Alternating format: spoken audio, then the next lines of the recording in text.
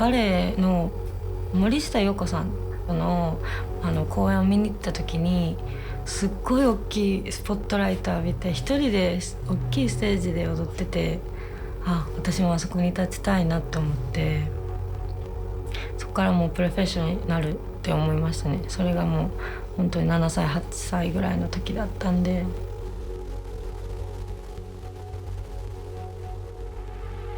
で結構その振り付けを初めてしたんですけど、なんかすごい興味持ちましたね。今まで絶対振り付けしないと思ってたけど、初めて見ると違う自分が見つけられたんじゃないかと思います。そのインスピレーション、そうですね、受けたのはシャネルのナンバー5のローっていう香水なんですけど、その匂いを嗅いだ時に2つ感じられたのが、クラシックな感じと今までにないようなユニークな感じのスモーキーっていう香りがあったんで、私はそのパラドックスをダンスで表現してるんですけど、でやっぱり女性としてもダンサーとしても伝統というかクラシックがあってこそのモダンというか、やっぱりね、どっちも持ち合わせてないとダメだなと思って。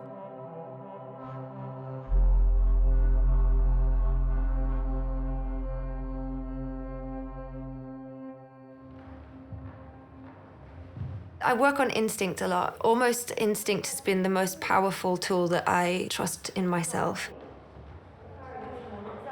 I use my arms a lot. I use the ground a lot. Everything should feel robust and like I'm being reborn in some new kind of primal sensibility. But with that, I'm way more interested how it can have a feeling. Even if it's just something simple, I'm interested in how my dancers might find something that almost stops it looking like dance, actually. Makes it feel like a person doing something. My work often has things in them that we recognize as normal things of dance, yes. But I think it's about reimagining all those things and understanding context, understanding what that means now. We often talk in the studio about forgetting about these things that have been restricting us and talk more about like who we really are and how that can translate into movement language from a central point from one person. They calling me like, oh, Aya Sato, oh, she's a Vogue dancer. But I never learned Vogue before. I never learned that. Just only one thing that I didn't learn. My mom was a ballerina, so I know about the ballet, but like I did like everything. I took like hip hop or jazz funk or walking or like a lot of style. I was thinking like everything has like a lot of rules and I don't want to do exactly the same like as teachers or, you know. I love math. I have like a lot of numbers in my mind. And I need to connect everything. Yeah, I'm sleeping like this, like stupid like a baby. And then when I wake up, I'm like, oh, maybe I can do that. And then I can see myself already. So maybe I think this is cool, or, you know, and recording myself, like phone is right here. So like put the phone and then I'm doing like here or like, you know, I can do something like this or, you know, like I got like a lot of ideas. When I was a kid, I was like super sensitive. I couldn't say anything about myself. So I wanted to show something in my world. That's why I started dancing, I feel like. –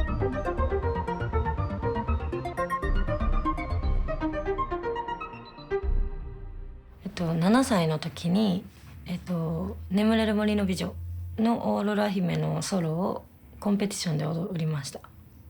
めちゃくちゃでポジションも全然なってないし、ただただもうお姫様になりきって踊ってましたね。すごく舞台袖とかにいる時はそんなに、緊張もしないですし、今まで通りな感じなんですけど、ステージに立った途端ってやっぱちょっと変わるんですよね。なんか自分じゃなくなっちゃう感覚があるので、舞台の上では。このプロジェクトの、コンセプトは二面性ですね。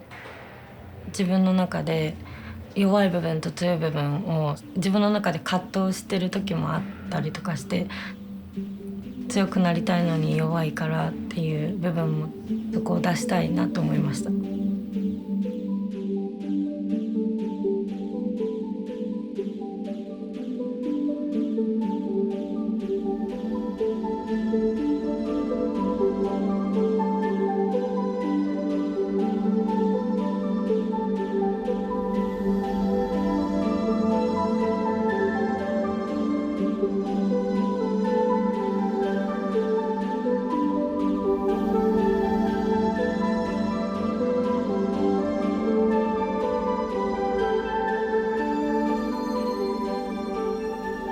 I used to go to this under 18 rock club, and the first time I went there and there was this guy like totally freaking out, waving his arms around. I was like, oh, I can do that in public?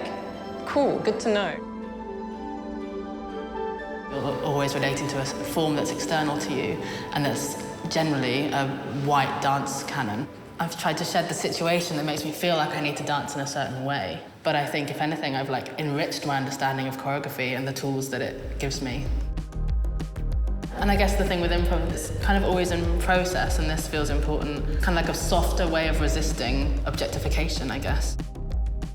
I don't go around feeling female. I guess I generally think about the feminization of my performing body being something that other people do rather than something that I do. Something about disrupting the expectations that anyone might place on our bodies. Versing the threat of racism and sexism and all the other things that oppress us, kind of hooking back into it and pushing it a bit outwards, or making an audience or a viewer feel implicated in that. Or just being that scary black woman of your nightmares. What if we bring it? What if we become all the things that, you can sometimes sense people are thinking about you, feeling about you, or it's stated, What if we become those? And then what happens?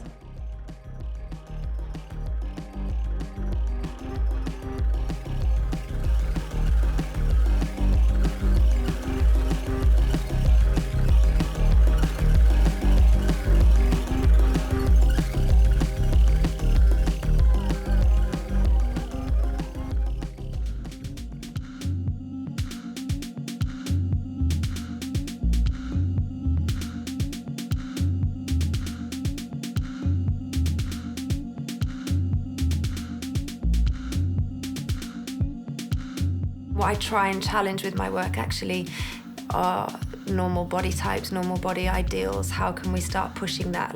What can we do to challenge how this structure that we're still working with, and tell a new story that still has everything beautiful and exciting and exhilarating about it, but isn't stuck in the past. One thing that I've found you have to be so aware of is not kind of relying or relating back to your inherent movement. So if you always do this, how can you eradicate the fact that that arm always does that and connect with what it is you're trying to do? And as soon as you can liberate yourself from your mind, in fact, and make it almost more like a meditation, the best stuff is born in those times, I think. 双子と2人で踊るんですけど、最後双子は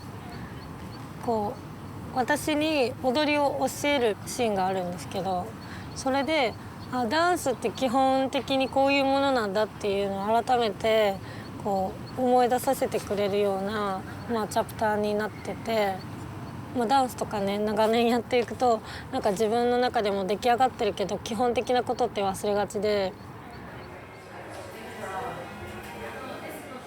私もよくディレクターとかに完璧にしようとしないでってよく言われてて、それは完璧にしようとすればするほど多分そこに感情が生まれないというか、ステップとか完璧でない方がいいのかなって最近は思います。このプロジェクトを見た人にその人の中にある二面性に気づいてほしいなって思うし、それをエクスプレスしても全然いいんだよみたいな感じを伝えたいですね。